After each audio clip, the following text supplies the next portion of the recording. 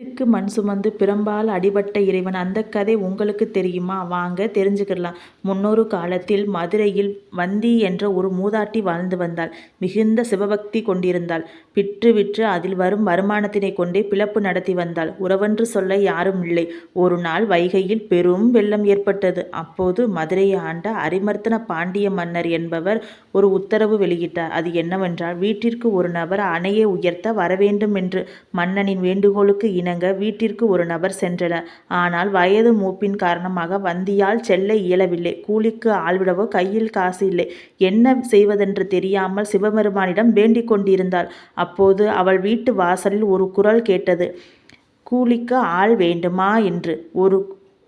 அவளோ, தம்பி, உன் பெயர் என்ன என்று கேட்க, அவனோ தன் பெயர் சொக்கன் என்று கூறினான். அதற்கு வந்தி, எனக்கு பதில் அணையை அடைக்க வந்தால் உனக்கு காசுக்கு பதில் பிட்டு தருகிறேன் என்று கூறினாள். சொக்கனும், முதலில் பசிக்கிறது, பிட்டை தா, பின்னர் போகிறேன் என்றான். சாப்பிட்ட பின்னர் ஆற்றங்கரைக்கு சென்று தன் பெயரை வந்திக்காக வந்த கூலியாள் என்று சொல்லிவிட்டு உறங்கச் சென்று விட்டான். அப்போது வந்த மன்னர் எல்லோரும் வேலை செய்து கொண்டிருப்பதை பார்த்து, இவன் மட்டும் தூங்கிக் கொண்டு இருக்கிறானே என்று கோபத்தில் பிரம்பால் அடித்தார். அப்போது மன்னர் உட்பட அங்குள்ள அனைத்து உயிர்களுக்கும் வலித்தது. சொக்கன் மட்டும் சிரித்தான்.